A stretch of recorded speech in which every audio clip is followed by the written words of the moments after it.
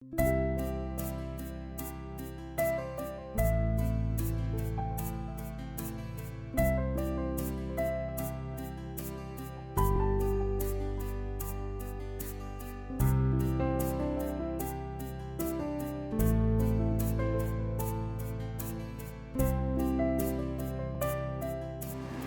you so much.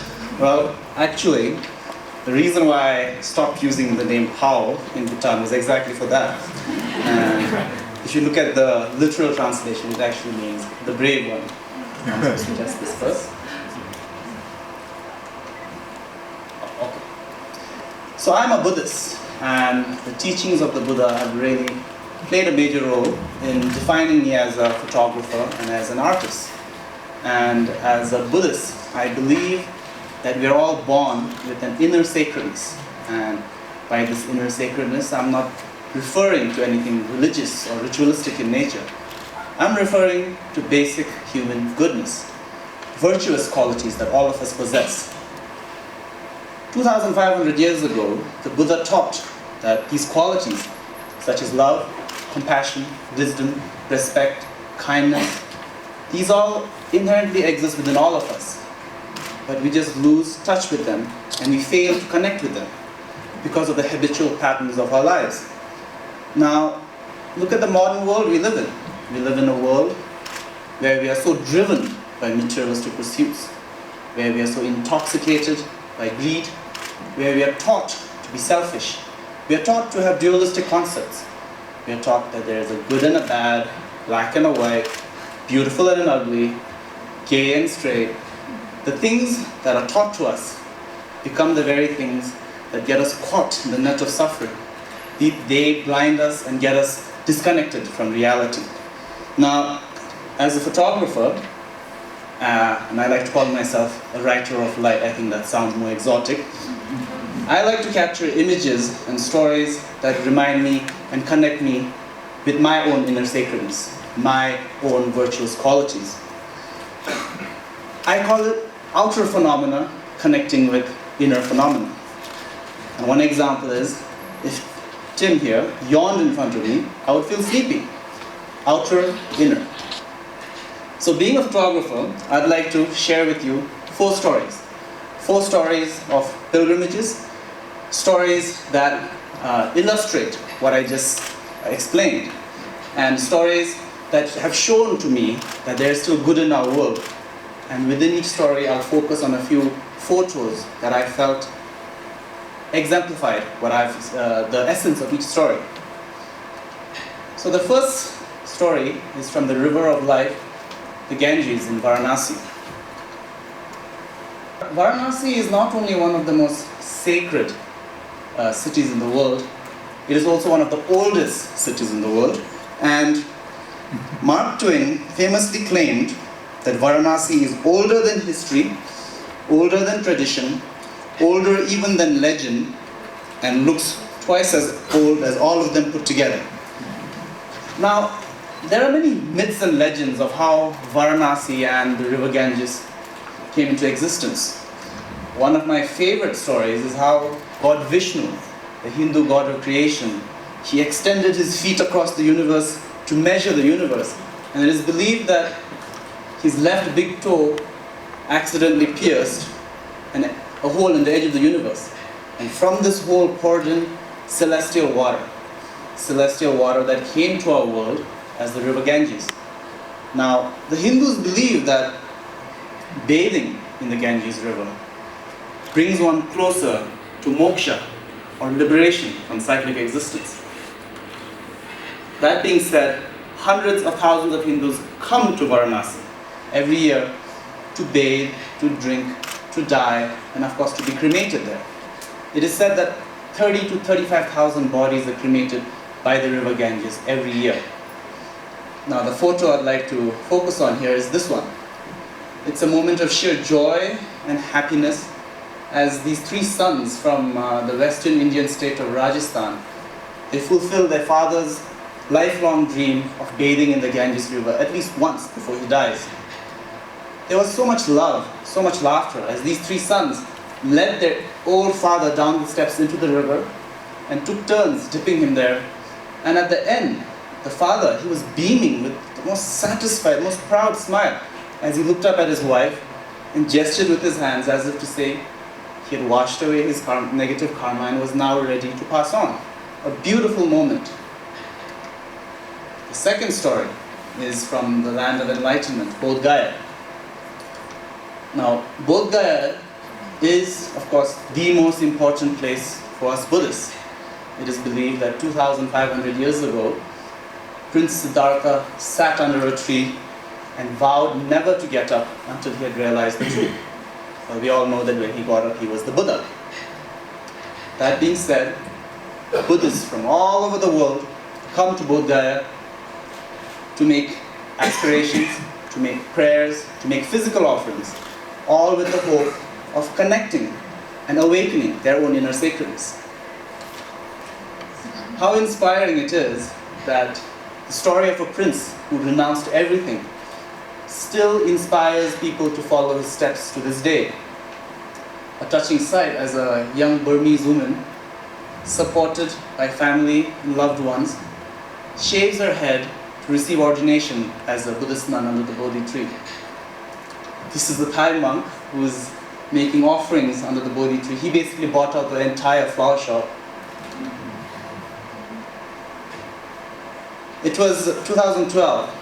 This is just outside the temple. I walked out. I had my hat on, scarf.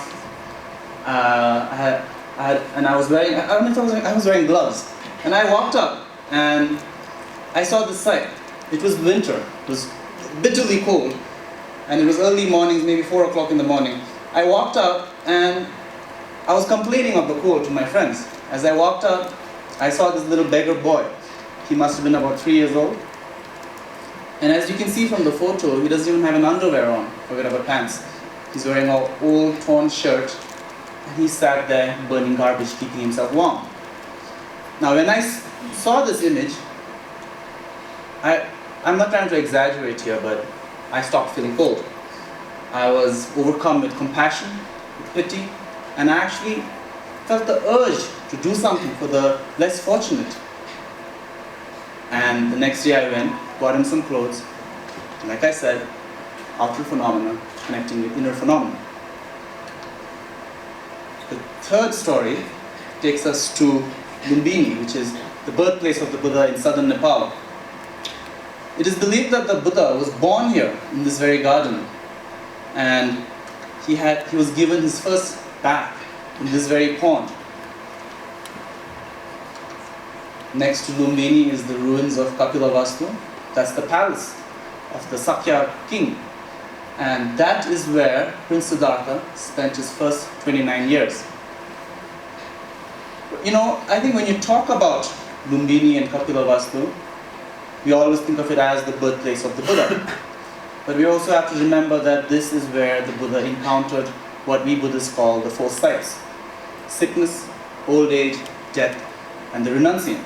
These four sights basically was the one that inspired him to leave the palace, to seek the truth.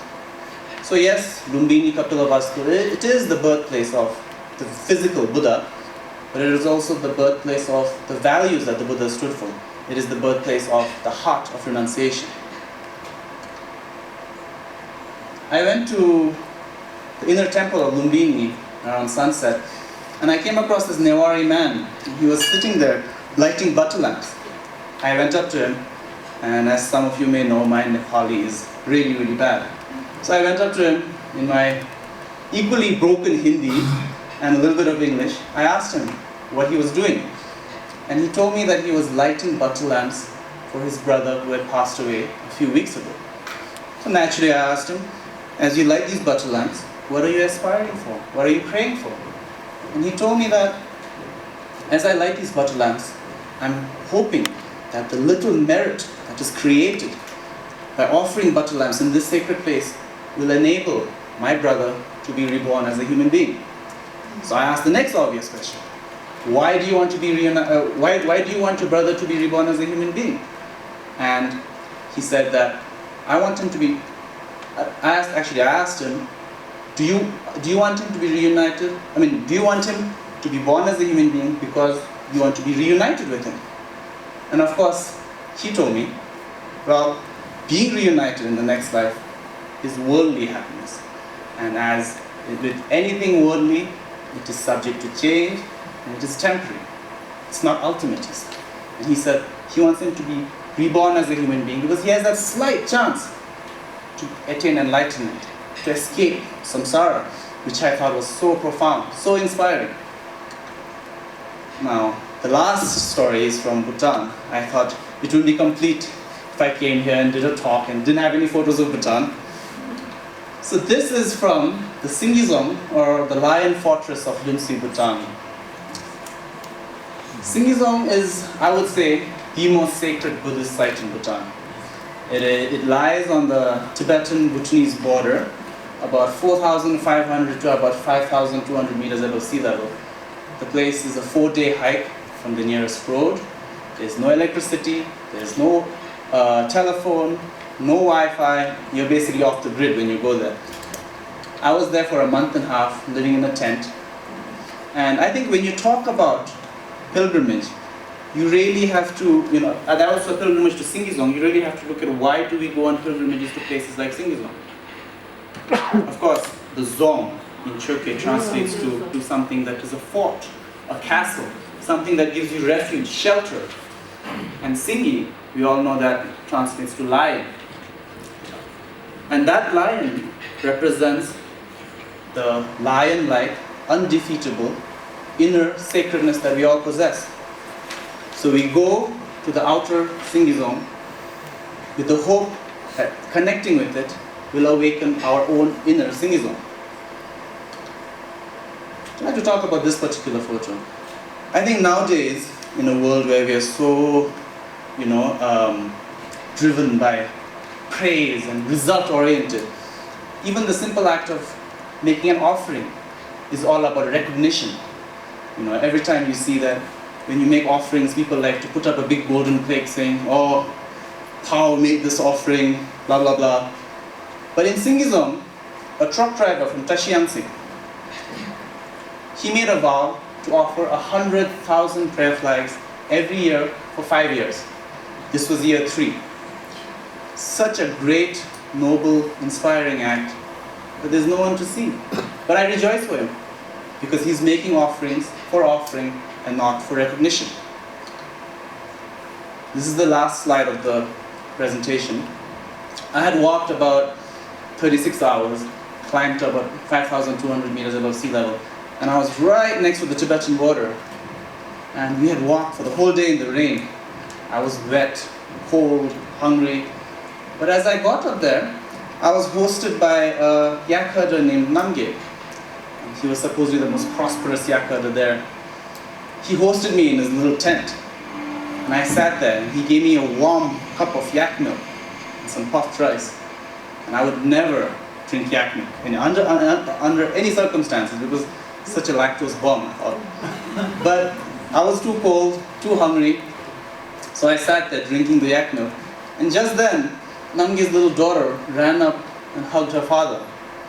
And when I looked at their feet, of course, it shows us the harsh realities of living up in the high Himalayas. But it also shows that even if they are, as we consider, backward, uneducated, they still have the values. I see love, I see family value, I see parental sacrifice. And I'm a father myself, I have 2 kids. Every time I see this photo, I get so inspired to be a better father for my kids. So, outer, inner. As we go along this journey of life, it's very easy to, get caught up in the journey and really not notice these experiences that go by us. I mean, who has time to notice yak herders' feet, homeless beggar boys, when we are trying to survive ourselves? But what I'm trying to say is, just try to be reminded that you too possess this inner sacredness.